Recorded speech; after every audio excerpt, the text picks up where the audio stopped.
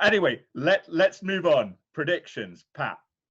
On November 3rd, there's an election in Puerto Rico, but it's a bit of a fraud because it offers the Puerto Ricans a vote of yes or no on statehood.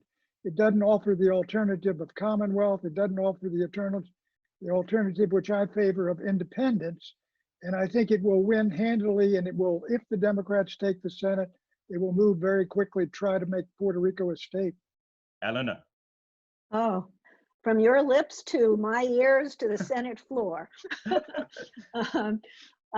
This was supposed to be the week of the Democratic Convention. They moved early to say it would be virtual, and they will turn out an hour-long, probably, television spectacular when they name their ticket and introduce them to the country. Meanwhile, Trump had a confrontation with the governor of North Carolina, moved the convention from North Carolina, where they still have some commitments, moved it to Jacksonville, Florida, went from the frying pan into the fire, as they say, and now it looks like they're going to have a convention there that will have to be moved virtual, and much of it outdoors, and nobody's going to come.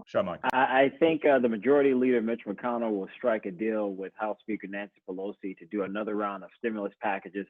I think Republicans recognize that there's an appetite for this, and particularly looking at the numbers, there's a lot of Republicans up for re-election that are in trouble, and they need something tangible to be able to go back to their home states and say, look, we continue to work on behalf of struggling Americans and struggling small business owners, and that's one way to do that. Clarence. Anybody remember the autopsy the Republicans had after the 2012 loss? They were going to reach out and get more women and minorities to support the party.